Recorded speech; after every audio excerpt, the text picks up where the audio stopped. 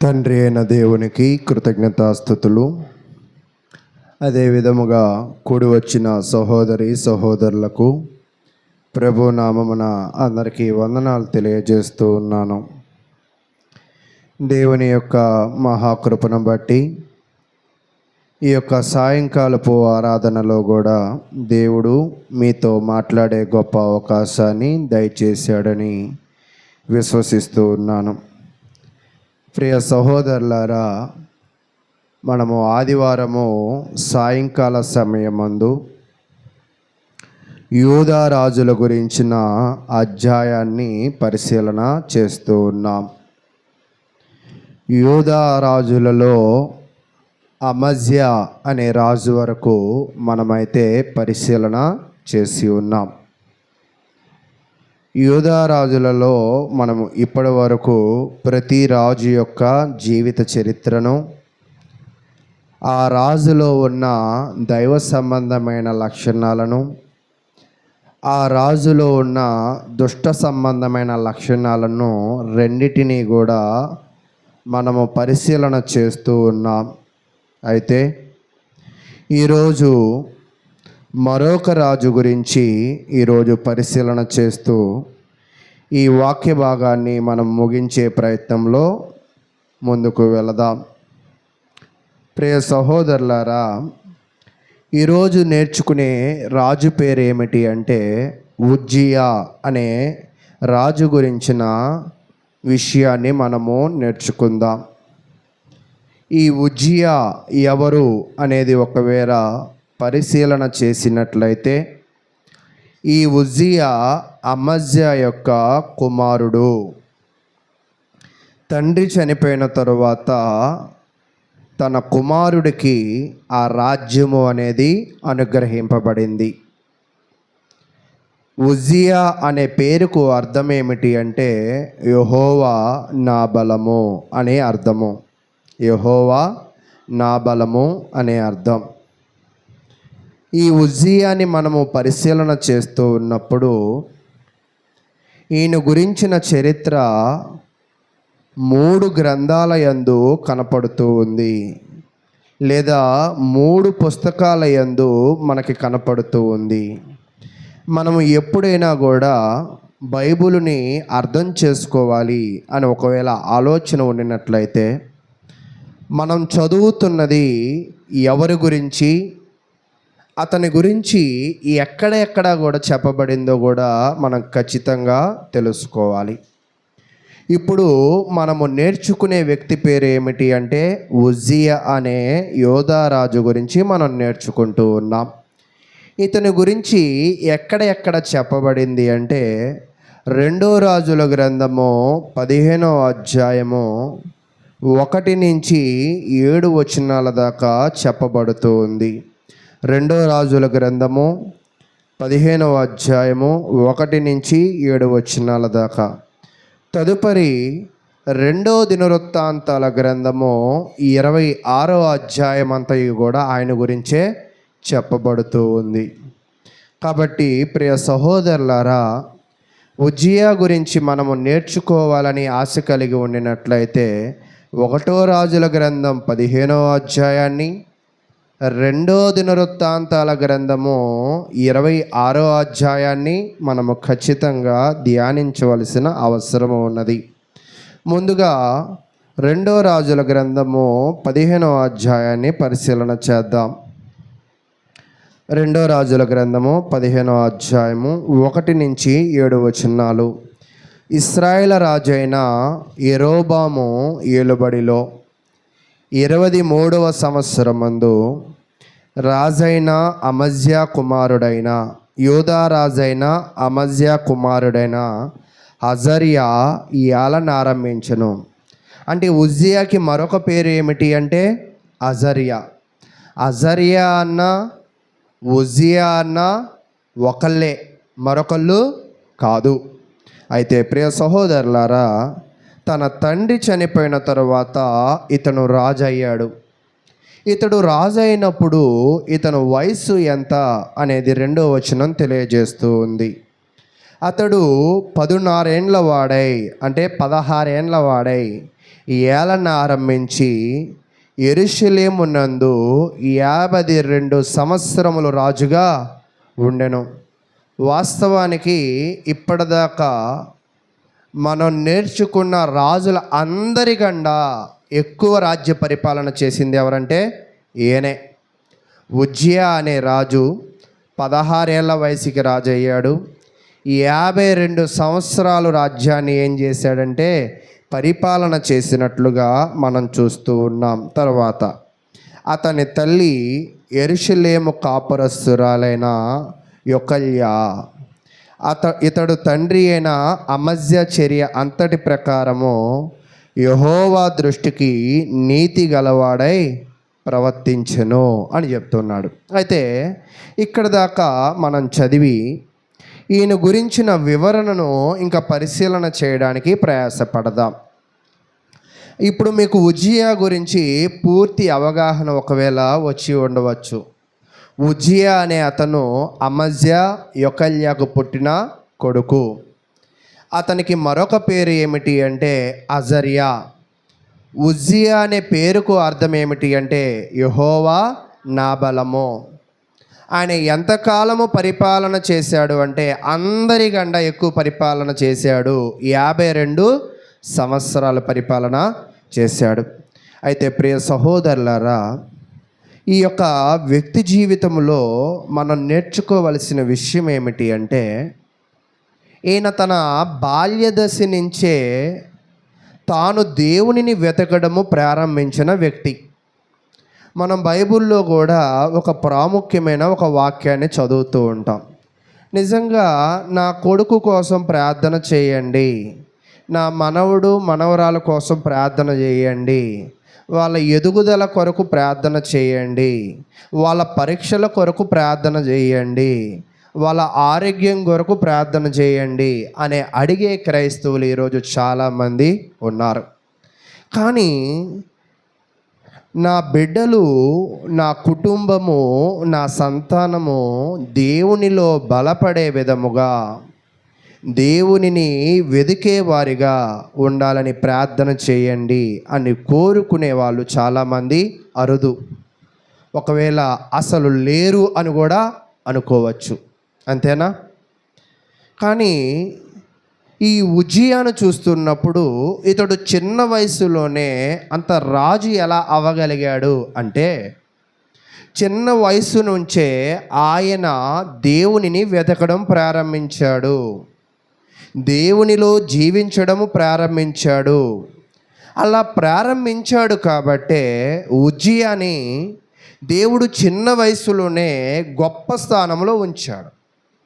ఈరోజు మనము కూడా మన బిడ్డలను గొప్ప స్థానంలో చూడాలని ఆశపడుతూ చదువుల మీద నైపుణ్యతలు కలిగిన కళా శిక్షణలో నేర్పిస్తూ ఉంటాం. కానీ ఈ ఉజ్జియా చరిత్రలో మనం నేర్చుకోవాల్సింది ఏమిటి అంటే ఒక వ్యక్తి గొప్ప స్థితిలోకి రావాలి అంటే, ఒక వ్యక్తి అభివృద్ధి పొందాలి అంటే ఆ బిడ్డకి బాల్యదశ నుంచే ఎవరిని వెతకడము నేర్పించాలి అంటే దేవునిని వెతకడము నేర్పించాలి.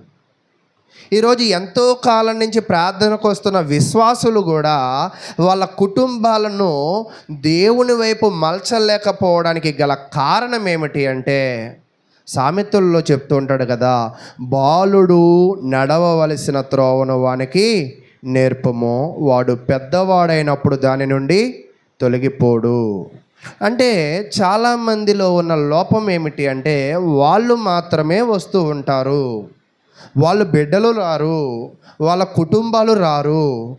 వచ్చిన దేవునిని వెదికే విధముగా ఈ తల్లిదండ్రులు వాళ్ళని ఏం చేయరంటే బలపరచరు. అంటే బిడ్డలు సరైన విధముగా ఎదగకపోవడానికి, సరైన అభివృద్ధి వాళ్ళకి లేకపోవడానికి గల కారణం ఏమో అంటే తల్లిదండ్రులే. ఒకవేళ తల్లిదండ్రులు బిడ్డలను మొదటి నుంచే దేవునిలో పెంచగలిగినట్లయితే దేవునిలో ఎదుగుతారు. మీరు చూడండి, బాలుడైన సమూయేలు వయసునందు జ్ఞానమందు ఎదిగాడు, దేవుని దయందు కూడా ఎదిగాడు. ప్రభువైన యేసుక్రీస్తు ప్రభువారు కూడా వయసునందును జ్ఞానమందును మనుషుల దయందును దేవుని దయందును దినదినము కూడా ఆయన ఏమయ్యాడంట, అభివృద్ధి చెందాడు. వీళ్ళ ఇద్దరు జీవితాలను మనము పేర్లలుగా చూస్తున్నప్పుడు వాళ్ళు బాల్యదశ నుంచే దేవునిని వెదకడములోను దేవుని వాక్యాన్ని పాటించడములోను చాలా చక్కటి తీరును కనపరిచారు. అలా చక్కటి తీరు వారు కనపరిచారు కాబట్టే సమూయేలు గొప్ప ప్రధాన యాజకుడు, గొప్ప ప్రవక్త అయ్యాడు. బాలుడైన యేసు దేవునిలో ఎదిగాడు కాబట్టే ఈరోజు వారి గురించి మనము నేర్చుకోగలుగుతూ ఉన్నాం. ఈరోజు మన బిడ్డలు కూడా ఎదగాలి అంటే, మన బిడ్డలు కూడా గొప్ప స్థితిలో ఉండాలి అంటే, మన బిడ్డలను మనము దేవునిని వెదకడం వాళ్ళకి ఏం చేయాలంటే నేర్పించాలి. మరి నేర్పించడానికి నువ్వు ఏమైనా ప్రయాసపడుతూ ఉన్నావా? చూడండి, ఇతను మాత్రము దేవుని విషయాలు ఎక్కడ నేర్చుకున్నాడు, ఎలా నేర్చుకున్నాడు అంటే 2 దినవృత్తాంతాల గ్రంథము 26వ అధ్యాయము 4వ వచనం నుంచి నేను తెలియజేస్తూ ఉన్నాను.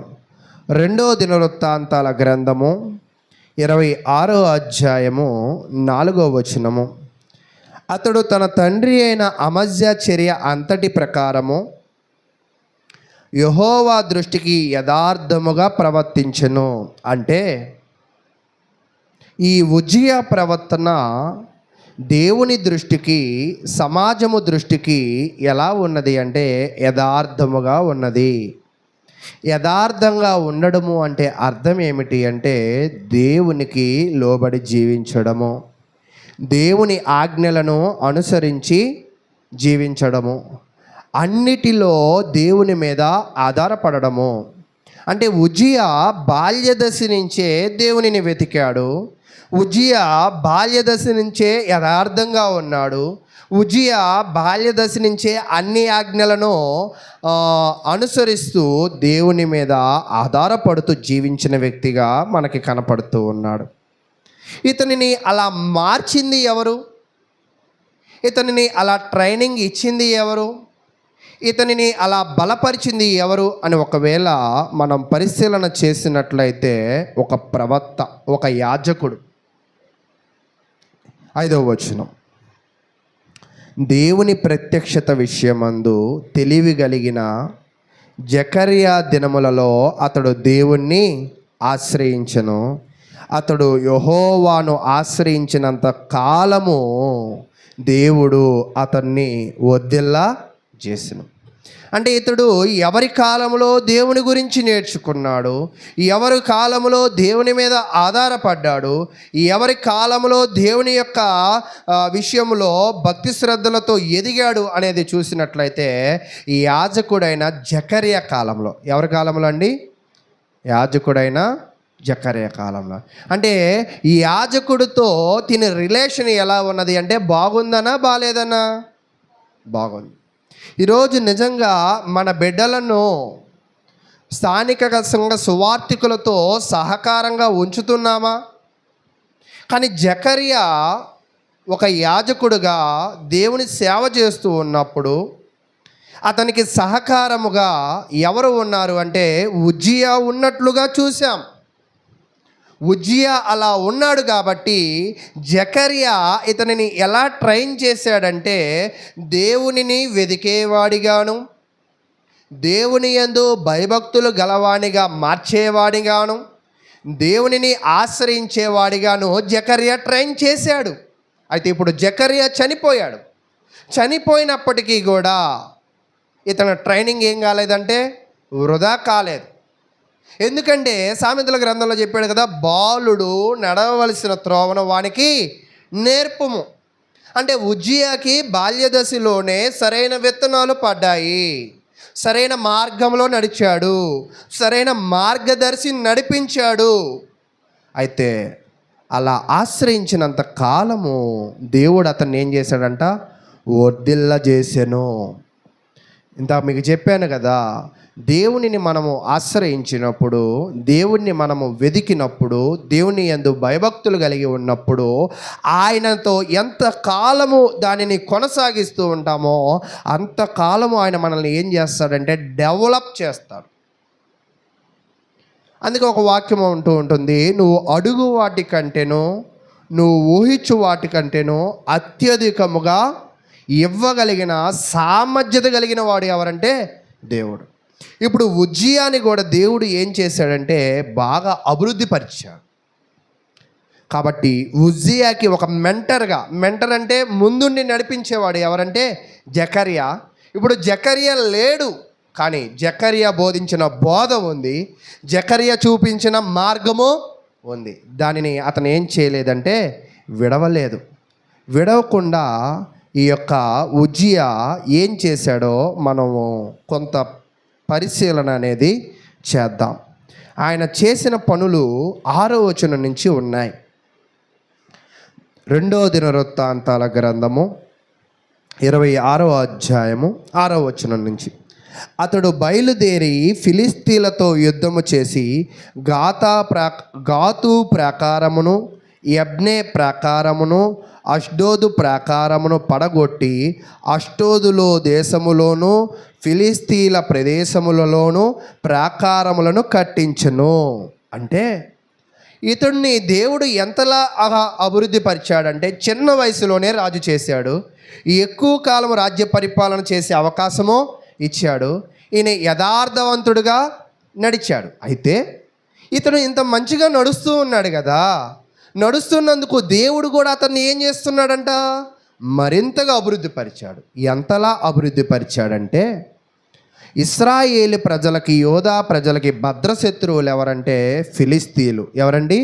ఫిలిస్తీన్లు. అందుకే మీకు దావీదు యుద్ధము దగ్గరికి కూడా వచ్చినప్పుడు అతడు ఎవరు? గొల్యాతు ఫిలిస్తీయుడే.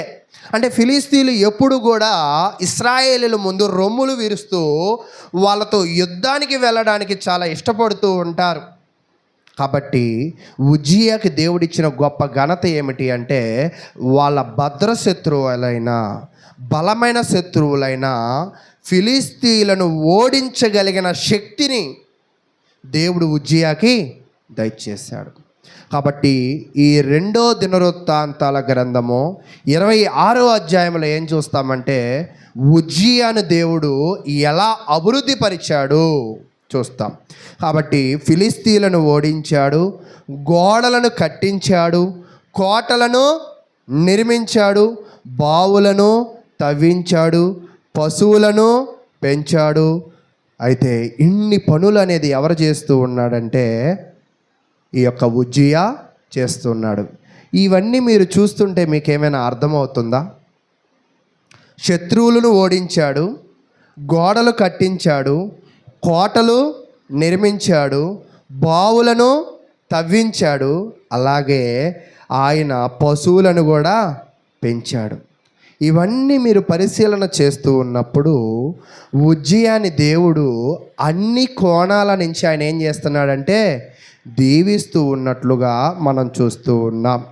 అయితే దీనితో మీరు ఏం చేయాలి అంటే కీర్తనల గ్రంథము 127వ కీర్తనని దీనితో పోల్చి చదవడానికి ప్రయత్నం చేయండి. కీర్తనల గ్రంథము 127వ కీర్తన. యెహోవా ఇల్లు కట్టించని ఎడల దాని కట్టువారి ప్రయాసము వ్యర్థమే. అంటే యెహోవా అనుగ్రహము లేనిదే ఒక గృహము నిర్మాణము కాదు, ఒక కుటుంబ నిర్మాణము కాదు. అంటే ఉజ్జియా పక్షాన ఎవరున్నారు? ఇప్పుడు దేవుడు ఉన్నాడు.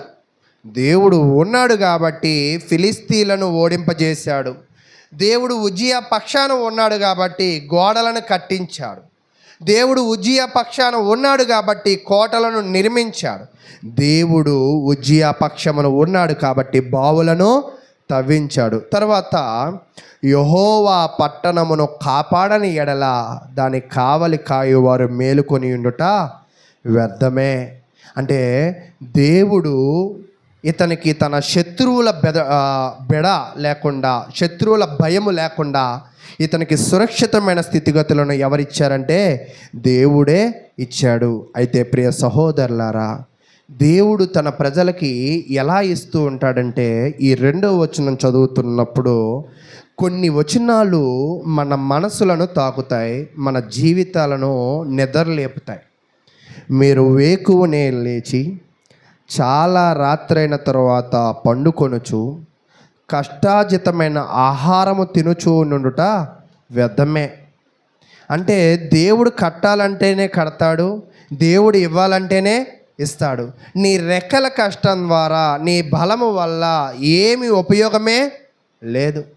ఈరోజు మనం ఏమనుకుంటామంటే, బాగా చదివించి ప్రార్థనలకు కూడా తాకుండా లేదా రకరకాల పనులకి వెళ్ళి ఆదాయాలను దాచుకోవాలని, లేదా రకరకాల ఊర్లు వెళ్ళాలని ఆలోచన చేస్తూ ఉంటాం.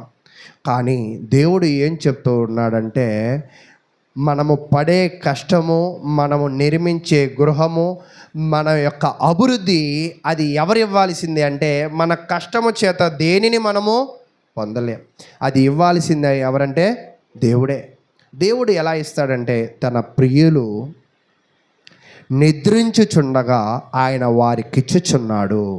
అంటే ఇక్కడ మీరు అర్థం చేసుకోవాల్సింది ఏమిటి అంటే, నిద్రిస్తున్నప్పుడు ఏం జరుగుతుందో మనకి తెలియదు.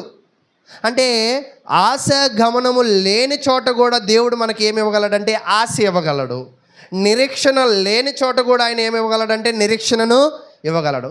సమాధానము లేని దగ్గర కూడా ఆయన ఏమి ఇవ్వగలడంటే సమాధానమును ఇవ్వగలడు. అంటే మనము ఒట్టివారమై ఉన్నప్పుడు, మన మనసులో, మన యొక్క హృదయ స్థితిలో, మన శరీర స్థితిలో ఏమీ లేని, చలనము లేని స్థితిలో ఉన్నప్పటికీ కూడా ఆయన మనకి ఇవ్వాలి అనుకుంటే ఆయన ఏం చేస్తాడంట? ఇస్తాడు. తన ప్రియులు నిద్రించుచుండగా అంటే వాళ్ళు కాన్షియస్లో లేరు. ఈరోజు మనము కూడా మన జీవితంలో మనము ఎలాంటి, అంటే ఇక్కడ మనం నేర్చుకోవాల్సింది ఏంటంటే, మనము ఎలాంటి స్థితిలో ఉన్నా కూడా దేవుడు ఇవ్వాలి అనుకుంటే తన ప్రియులకి ఎవరికి ఇస్తాడంటే అక్కడ చెప్తున్నాడు, తన ప్రియులు అంటే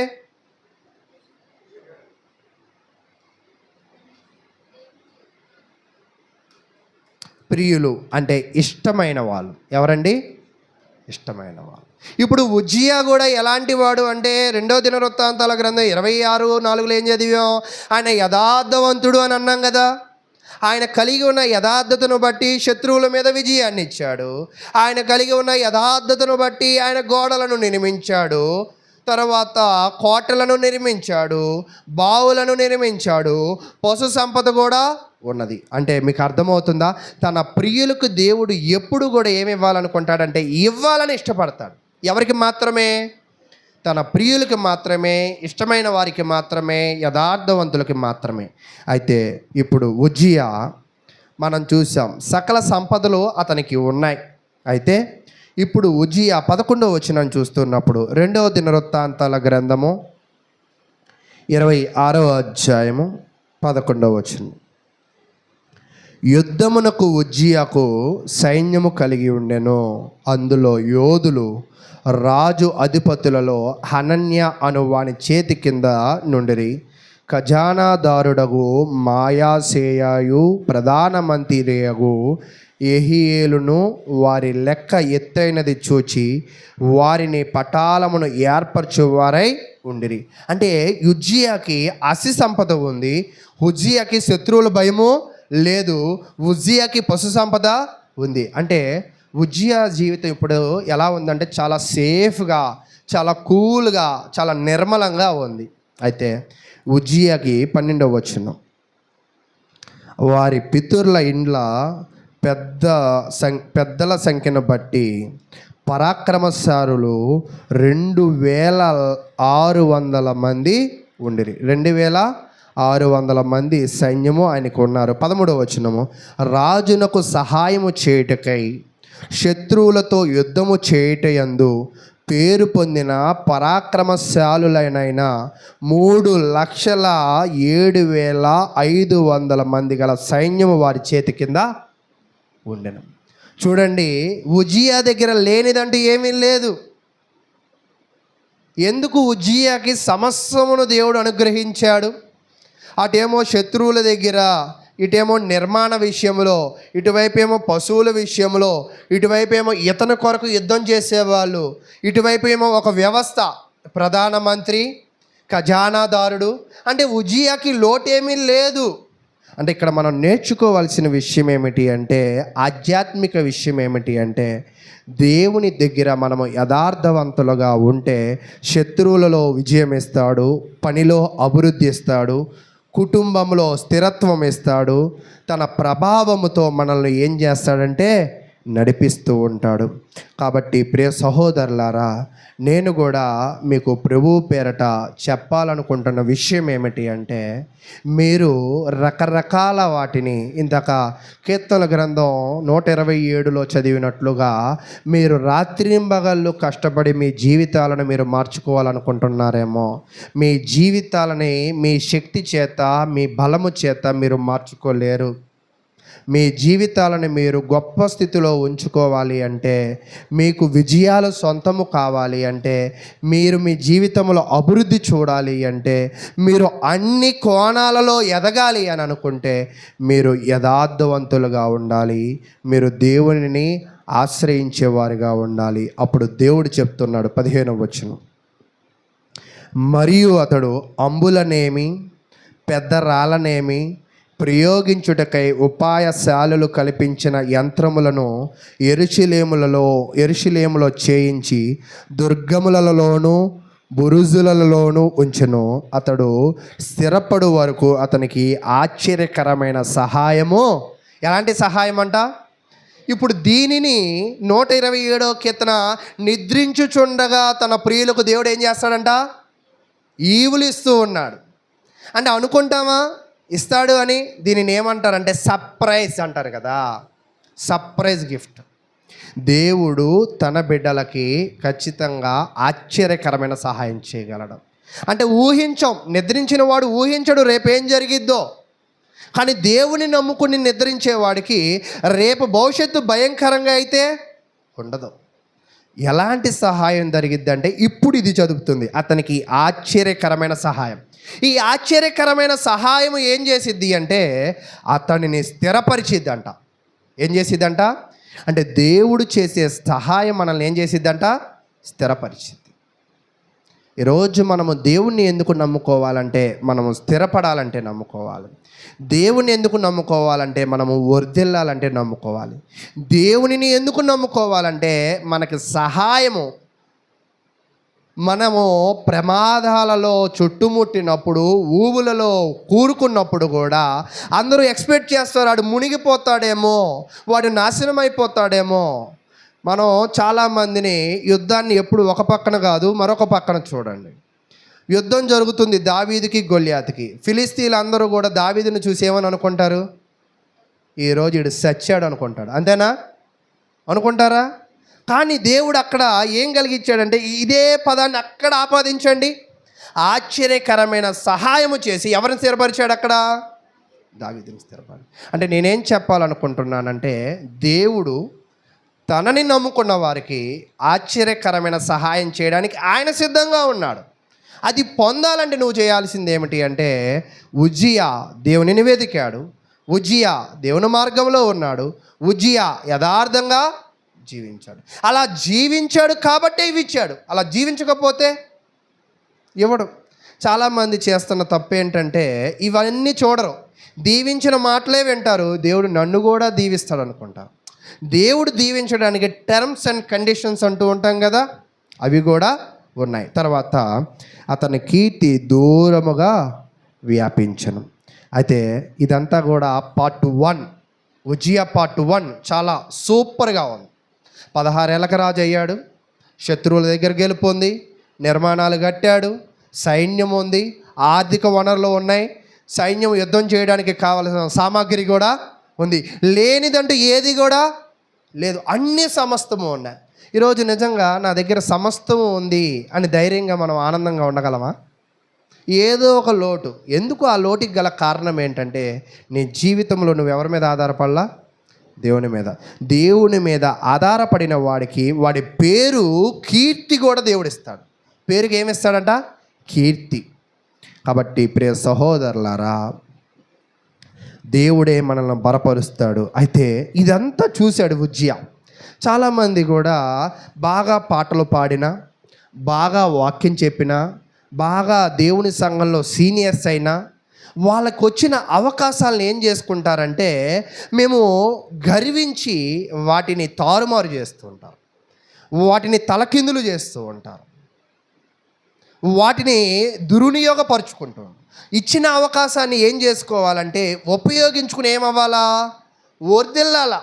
కానీ ఇచ్చిన అవకాశాన్ని గర్వము కలిగి దుర్వినియోగపరుచుకుని నాశనం అయిపోయే వాళ్ళు ఉన్నారు. ఇప్పుడు ఉజ్జియా జీవితం పార్ట్ 2 ఎలా ఉందంటే, ఇన్ని లభిస్తున్నాయి కదా, లభించిన తర్వాత ఇతను కూడా ఏం చేశాడంటే చాలా గర్వించాడు. ఎంతలాగా గర్వించాడంటే తన మనసు కూడా చెడిపోయిన పరిస్థితి. చూద్దాం 16వ వచనం. అయితే అతడు స్థిరపడిన తరువాత అతడు మనసున గర్వించి చెడిపోయిన. ఎక్కడ గర్వించాడంట? ఎప్పుడైతే మనసులో గర్విస్తామో ఆ మనసు నీ బతుకుని ఏం చేసిద్దంట? ఇక్కడ బాగా గమనించండి. యథార్థంగా ఉన్న మనసు ఆ మనిషిని ఏం చేసింది? అభివృద్ధి పరిచింది, కీర్తి ప్రతిష్టలకు వారసుని చేసింది. ఏ మనసు అయితే చెడిపోయిందో, చెడిపోయిన మనసు అతనికి ఏం చేసిందంటే అతన్ని కూడా, అతని జీవితాన్ని కూడా పాడు చేసింది. కాబట్టి ప్రియ సహోదరులారా, మీ మనసులు ఎలాగ ఉన్నాయో ఆలోచించేయండి. నిజంగా కొంతమంది మనం మంచి మాట్లాడినా, మంచి చేసినా కూడా మంచిగా చూసే మనసు లేని వాళ్ళు ఉంటారు. అంతేనా? కొంతమంది కూడా బాగా పాటలు పాడామని గర్వించి ఇతరులను తృణీకరించి అవమానించిన వాళ్ళు. కొంతమంది కూడా బాగా వాక్యం చెప్తున్నాం, నాకంటే ఎవరు సీనియర్లు లేరు అని గర్వించే వాళ్ళు కూడా ఉంటారు. కొంతమంది కూడా దేవుని పని నేనే బాగా చేస్తున్నానని వాళ్ళు ఏం చేస్తారంటే వాళ్ళు చేయకూడని పనులు కూడా చేస్తూ, వాళ్ళ సీనియర్లు కదా, సీనియర్లు ఏం చేస్తారంటే ఇది నేను ముట్టుకోకూడదా, ఇది నేను చేయకూడదా, ఇలా నేను ఉండకూడదా అని వాళ్ళు చేయకూడని పనులు కూడా చేసి, ఎందుకు చేయకూడని పనులు కూడా చేస్తారంటే గర్వం ఏం చేసిద్ది అంటే మనసును పాడు చేసిద్ది. ఈ మనసు దేన్ని పాడు చేసిద్ది? ఈ శరీరాన్ని పాడు చేసిద్ది. ఈ శరీరముతో చేసే క్రియలు ఎవరిని పాడు చేస్తాయంటే నీ ఆత్మను పాడు చేస్తాయి. ఇందాక ఒక పాట విన్నాం, ప్రార్థనకు ముందు వచ్చిన వాళ్ళు చూస్తుంటారు. శరీరము చేసిన కార్యములకు శిక్ష ఎవరికి పడిద్దో తెలుసా? ఆత్మకు పడిద్ది.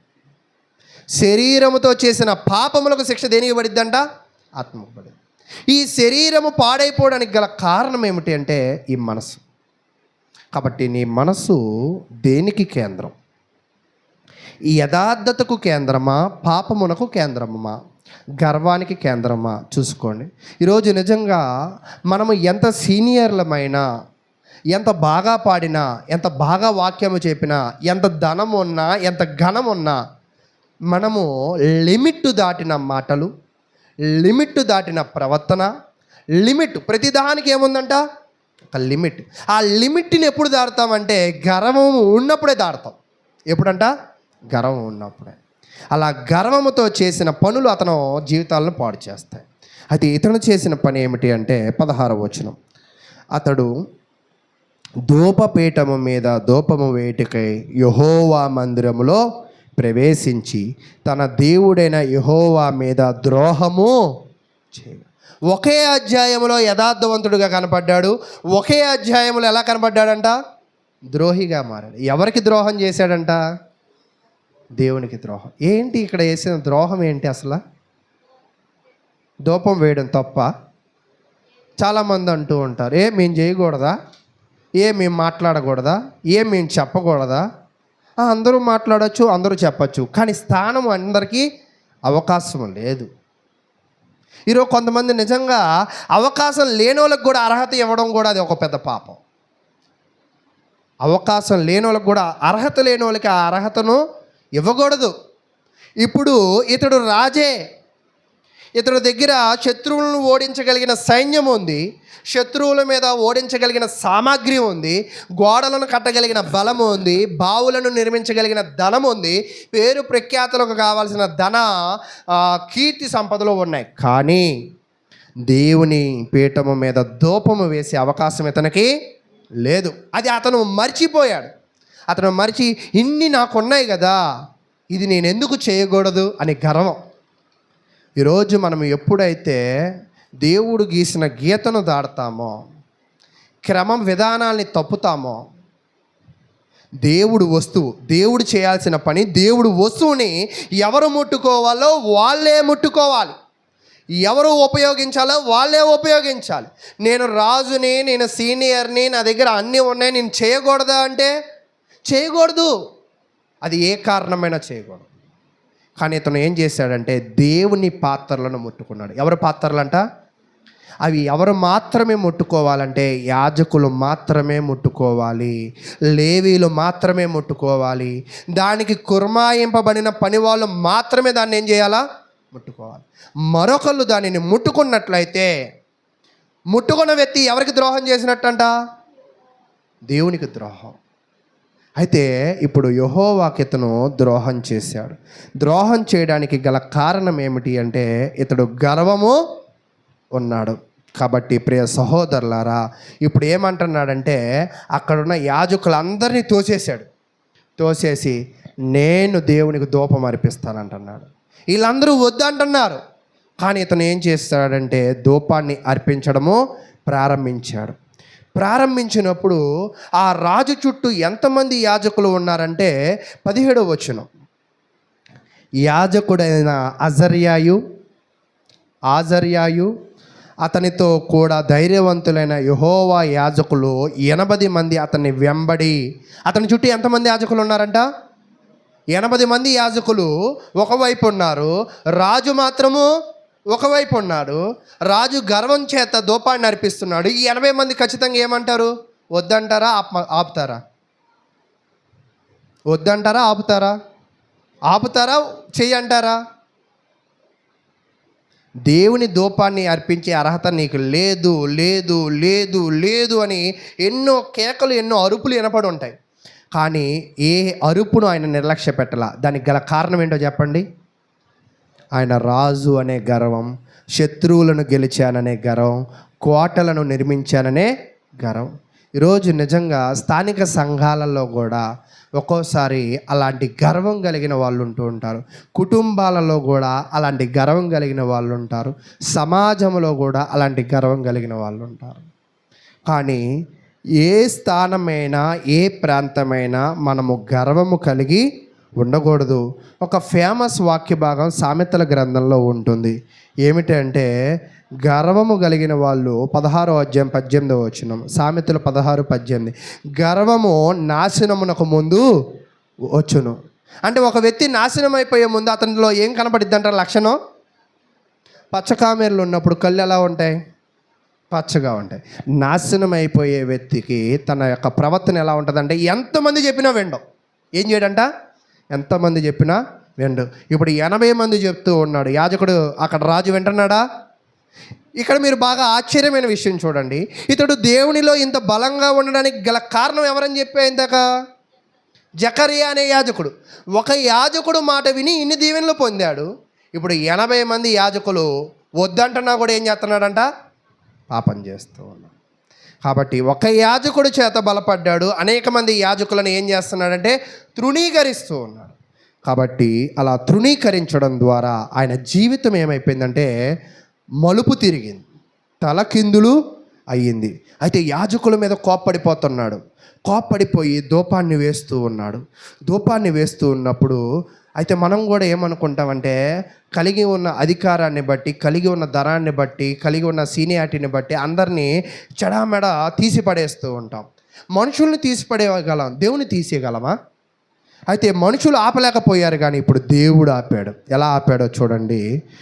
18వ వచనం ఫుల్ స్టాప్ తర్వాత చెప్తూ ఉన్నారు. 18వ వచనం, వారు రాజైన ఉజ్జియాను ఎదిరించి, ఉజ్జియా, యెహోవాకు ధూపము వేయుటకై ప్రతిష్ఠింపబడిన అహరోను సంతతి వారైన యాజకులు పనియే కానీ నీ పని అంటే ఇక్కడ మీకు బాగా అర్థం అవ్వాల్సిన మాట ఏంటో తెలుసా? నీ పని ఏంటో నువ్వు చేసుకో, పక్కనోడు పనిలో నువ్వు ఏలు. ఈరోజు ఒక్కోసారి చాలామంది విశ్వాసులు కూడా సేవకులు చేయాల్సిన పనుల గురించి ఆలోచిస్తారు. తెలుసా? వీళ్ళు చేయాల్సిన పనులు వీళ్ళు ఆలోచించరు. ఒక సేవకుడు కూడా, బ్రదరు మీరు ఇలా చేస్తే బాగుండు, మీ సంఘం పరిస్థితులు ఇలా ఉన్నాయి కదా అంటే, ముందు ఆ సలహా ఇచ్చినోని క్రమంగా ఆరాధనకు రమ్మని అన్నాడు. ఏం చేయమన్నాడంట? అంటే ఒక విశ్వాసి ఎవరి గురించి మాట్లాడుతున్నాడంటే సంఘం గురించి, సేవకుడి గురించి మాట్లాడుతున్నాడు. ఆ సేవకుడికి మాట్లాడా కొంచెం పరిస్థితులు చక్కదిద్దండి అంటే, బ్రదర్ అతడు సంఘం గురించి, సేవకుడి గురించి మాట్లాడడం కాదు, ఆడి బతుకేంటో, అతను ఆరాధనకి వెళ్తున్నాడో లేదో సరిగ్గా అతని గురించి ముందు అతను చూసుకోమని. అంటే ఇప్పుడు సలహాలు ఇచ్చేవాడు ఆరాధనకి వెళ్తున్నాడనా, వెళ్ళట్లేదనా? క్రమంగా సంఘానికి లోబడుతున్నాడనా, లోబడట్లేదనా? అంటే ఈరోజు ఈ వచనాన్ని బట్టి కూడా మనం ఏం చేయాలంటే, మన పనేదో మనం తెలుసుకోవాలి ముందు. మన పని కాని దానిలో మనము తల దూచినా, మనము చేతులు పెట్టినా, మనం ఎవరికి ద్రోహం చేసినట్టే? దేవునికి ద్రోహం చేసినట్లు. అప్పుడు చెప్తున్నాడు, పరిశుద్ధ స్థలములో నుండి బయటికి పోము. ఎక్కడికి పోమన్నారంట? రాజ్యం ఆయనది, ధనం ఆయనది, ఘనం ఆయనది, కీర్తి ఆయనది. కానీ ఇప్పుడు ఎక్కడికి పోమంటున్నారంట? ఒక రాజును బయటికి పొమ్మంటున్నాడు. ఎందుకంటే అక్కడ స్థానం కేవలం ఎవరికి మాత్రమే? అహరోను సంతతి వారికే. అయితే నీవు ద్రోహము చేసి ఉన్నావు, దేవుడైన యెహోవా సన్నిధిని ఇది నీకు ఘనత కలగజేయదని చెప్పగా, ఉజ్జియా ధూపం వేయుటకు ధూపార్తిని చేత పట్టుకుని రౌద్రుడై. ఎప్పుడైనా చూడండి, మంచి చెప్పినప్పుడు చాలామంది సీరియస్ అయిపోతారు. లోపాలు చెప్పినప్పుడు వెంటనే ఏమైపోతారంట? విజృంభిస్తూ ఉంటారు. ఎప్పుడైనా మనకి ఎవరైనా కూడా, వాళ్ళు చిన్నవాళ్ళైనా వాళ్ళు పెద్దవాళ్ళైనా, మనము తప్పు బాటలో వెళుతూ ఉన్నప్పుడు, మనము తప్పు మార్గాల్ని ఎంచుకుంటున్నప్పుడు వాళ్ళు చెప్పింది పూర్తిగా వినవలసిన అవసరం ఉన్నది. దానిని ఆలోచన చేసి ఆచరించవలసిన అవసరం కూడా ఉన్నది. అలాగ లేకుండా తిరిగి ఎదురు తిరగకూడదు. కానీ వీళ్ళ తాతల నుంచి ఇదే పద్ధతి వాళ్ళకి. తెలుసా మీకు? జకర్యాను చంపింది ఎవరో తెలుసా? వాళ్ళ తాతే చంపాడు. అంటే మంచి చెప్పే యాజకులను చంపేసిన వంశం వీళ్ళది. కానీ వీళ్ళ జాతి నిలవబడ్డానికి వీళ్ళకి సహకరించింది ఎవరో తెలుసా? యాజకులు. ఎవరైతే వీళ్ళని బలపరిచారో, ఎవరైతే వీళ్ళని ధైర్యపరిచారో, ఎవరైతే వీళ్ళని ముందుండి నడిపించారో వాళ్ళని నాశనం చేసిన రాజుల జాతి వాళ్ళది. కానీ ఈరోజు నేనేం చెప్పాలనుకుంటున్నానంటే, మనము కూడా మన జీవితంలో అన్నిటిలో కూడా కరెక్ట్గా మనం ఉండం. అది నిజం. మనకి ఎవరైనా కూడా మంచి చెప్పినట్లయితే, నువ్వెంత, నీ బతుకెంత, నువ్వు అలాంటోడు ఇలాంటోడు, ఇలాంటి మాటలు కాకుండా మనలో లోపాలు మనము తెలుసుకుని పరిశీలన చేసుకుని వారి మీద కోప రాగద్వేషాలు పెంచుకోకుండా మన జీవితం పట్ల మనము సరైన నిర్దిష్ట ప్రణాళికను, పరిస్థితులను కలిగి ఉండాలి. అయితే అందరి మీద కోపడ్డాడు, 80 మందిని తోసేసి ధూపం వేస్తూనే ఉన్నాడు. వేస్తూ ఉన్నప్పుడు వెంటనే ఏం జరిగిందంటే 19వ వచనం, యెహోవా మందిరంలో ధూపపీఠము ప్రక్కన అతడు ఉండగా యాజకులు చూచుచునే ఉన్నప్పుడు అతని నొసట కుష్ఠరోగము. ఏ రోగం వచ్చిందంట? ఈ రోగాన్ని కలిగించింది ఎవరంటారు? దేవుడు. మీరు చూడండి, దేవునికి వ్యతిరేక స్వభావం కలిగిన మిరియాము ఆహారంలకి కుష్ఠాన్ని దయచేశాడు. కోరాహుని భూమిలో పాతేశాడు. భూమి ఏమైందో తెలుసా? జనాలు ఉండగానే ఇలా 2 ముక్కలైందంట. ఇలా ముక్కలు అవగానే అక్కడ ఉన్న జనాలందరూ కూడా ఎక్కడికి వెళ్ళిపోయారు తెలుసా? భూమిలోకి వెళ్ళిపోయారు. మళ్ళీ భూమి ఏమైందో తెలుసా? మళ్ళీ ఒకటైంది. దేవుడు తన వాక్యానికి వ్యతిరేక స్వభావం కలిగి ఉంటే హెచ్చరికను కూడా వినలేదు కాబట్టి అహరోను మిరియాములకి కుష్ఠము వచ్చింది. అదే విధముగా గేహాజీని కూడా చూడండి, దేవునికి వ్యతిరేకమైన పని చేసి కానీ ఆయనకు కూడా ఏమొచ్చింది? కుష్ఠరోగం వచ్చింది. అంటే మీకు అర్థమవుతుందా? దేవునికి వ్యతిరేకమైన పనులు చేసిన వాళ్ళకి దేవుడు ఏమిచ్చాడో తెలుసా? కుష్ఠి రోగినే ఎందుకు ఇచ్చాడు? మరొక రోగాన్ని ఇవ్వచ్చుగా. కుష్ఠి రోగము కలిగి ఉన్న వాళ్ళు ఊరి అవతల బతకాల. ఎక్కడ బతకాలా? ఊరి అవతల. సమాజంలో కలవడానికి కూడా, దేవునిని సేవించడానికి కూడా. అంటే కుష్ఠరోగము దాని సాదృశ్యం ఏమిటి అంటే, దేవుడు అతన్ని ఇంక వద్దనుకుంటున్నాడు. ఏమనుకుంటున్నాడు? దేవుడి నుంచి అతన్ని దూరంగా ఎవరు విసిరేశారు? దేవుడే విసిరేశారు. ఇప్పుడు దేవుడే ఇతని రాజుగా బలపరిచాడు. దేవుడే ఇతనికి విజయాన్ని ఇచ్చాడు. దేవుడే ఇతనికి కట్టడలో నిర్మించే గొప్ప భాగ్యాన్ని ఇచ్చాడు. దేవుడే ఇతనికి యుద్ధ నైపుణ్యత కలిగిన పరాక్రమశాలను ఇచ్చాడు. దేవుడే ఇతనికి ఇప్పుడు ఏమిచ్చాడంటే పార్ట్ 2లో కుష్ఠాన్ని దయచేశాడు. కాబట్టి ఇక్కడ 20వ వచనం, ప్రధాన యాజకుడైన అజరయాయును యాజకులందరూ అతని వైపు చూడగా అతని నొసట కుష్ఠము గలవాడై ఉండగాను గనుక వారు తడువు చేయక అక్కడి నుండి అతనికి బయటికి వెళ్ళగొట్టిరి. ఏం చేశారంట? వెళ్ళగొట్టిరి. యెహోవా తన్ను మొత్తినని ఎరిగి బయటికి వెళ్ళుటకు తనకు కూడా అర్థమైపోయింది. ఇప్పటిదాకా విజృంభించాడు, ఇప్పటిదాకా రౌద్రుడయ్యాడు, అందరినీ తోచేశాడు. కుష్ఠరోగం ఎప్పుడైతే వస్తుందో ఈయనకు కూడా అర్థమైపోయింది, దేవుడు నన్ను ఏం చేశాడంట? మొత్తాడు. అంటే గర్వానికి అతను పొందింది ఏంటంటే నాశనం, గర్వానికి తను పొందింది ఏంటంటే కుష్ఠిరోగం. అతడు బతికి ఉన్నంత కాలం దేంతో బతికాడు తెలుసా? కుష్ఠంతో బతికాడు, ఒంటరిగా బతికాడు. రాజుగా సకల భోగాలు అనుభవించవలసిన వ్యక్తి, రాజుగా మంచి ఆహారాలు తినాల్సిన వ్యక్తి చివరికి ఎలా అయిపోయాడంటే ఒంటరివాడైపోయాడు, రోగంతో చచ్చిపోయాడు. ఈ ఎంతకాలం ఉందంటే కొంతమంది విశ్లేషకులు ఏం చెప్తారంటే ఇంచుమించుగా 12 సంవత్సరాలు ఆ రోగం ఆయనలో ఉంది. ఎన్ని సంవత్సరాలు? 12 సంవత్సరాలు. కాబట్టి ప్రియ సహోదరులారా, నేను కూడా ఈ ఉజ్జియా రాజు నుంచి నేను మీకు తెలియజేయాల్సిన విషయం ఏమిటి అంటే, మొదట దేవుణ్ణి వెతికాడు. ఎలా ఎతికాడు? వెతుకుట అనే పదానికి అర్థం ఏమిటంటే దరాష్ అనే హీబ్రూ పదం. తీవ్రంగా వెతికాడు. ఎవరిని? దేవుణ్ణి. ఏ దశలో? బాల్య దశలో తీవ్రంగా ఎతికాడు, దేవుని చిత్తాన్ని తెలుసుకున్నాడు, అనుసరించాడు. కానీ అది బాల్య దశలో. కొంచెం సీనియర్ అయిన తర్వాత, గొప్ప స్థితులను చూసిన తర్వాత అతనికి ఏమొచ్చిందంటే గర్వం. దాన్ని హీబ్రూ పదంలో ఏమన్నాడంటే గవహ్ అన్నాడు. గవహ్ అంటే ఏంటంటే తనను తాను ఎత్తుకోవడం. తనను తాను ఏం చేసుకున్నాడంట? గొప్ప స్థితిలో ఊహించుకున్నాడు. కొంతమంది ఊహించుకుంటారు. తర్వాత దేవుని కంటే గొప్పవాడని తాను అనుకోవడం. దేవుని పనిని చేయాల్సిన వారికి బదులుగా నేనెందుకు చేయకూడదని గర్వముతో తాను ముందుకి వెళ్ళడం. కాబట్టి ప్రియ సహోదరులారా, ఒక పాటలో ఏమో దేవుణ్ణి వెతికాడు, వెతికినంతకాలం ఆయన ఏమయ్యాడంట? వరిదిల్లాడు. ఒక పాటలో గర్వంతో ఉన్నాడు, గర్వంతో ఉండగానే ఏం పాలైపోయాడంటే రోగాల పాలు అయిపోయాడు. చివరికి ఆ రోగంతోనే ఆయన ఏమయ్యాడంటే చనిపోయినట్లుగా మనం చూస్తూ ఉన్నాం. కాబట్టి మీ జీవితంలో కూడా మీరు ఆశీర్వదింపబడాలి అంటే దేవునిని వెతకండి. మీరు ఆశీర్వదింపబడాలి అంటే మీ స్థానిక సంఘ సువార్థికులతో కలిసి పనిచేయండి. మీరు ఆశీర్వదింపబడాలి అంటే యథార్థవంతులుగా జీవించండి. ఒకవేళ మీరు నాశనం అయిపోవాలంటే ఒకటే, మీ హృదయంలో మీరు గర్విస్తే మీరు నాశనం అయిపోయినట్లే. ఇప్పుడు దేవునికి వ్యతిరేకమైన పని చేయడం వల్ల అతడు దేవుని దృష్టిలో ఏం చేసినట్లంటే ద్రోహం చేసినట్లు. ఈరోజు కూడా మనము స్థానిక సంఘంలో ప్రార్థనలో దేవునికి వ్యతిరేకమైన పని ఏమైనా చేస్తున్నామేమో ఆలోచన చేయండి. అలా మీరు చేసినట్లయితే మీరు దేవుని దృష్టిలో ఎలాంటి వాళ్ళంట? ద్రోహులు.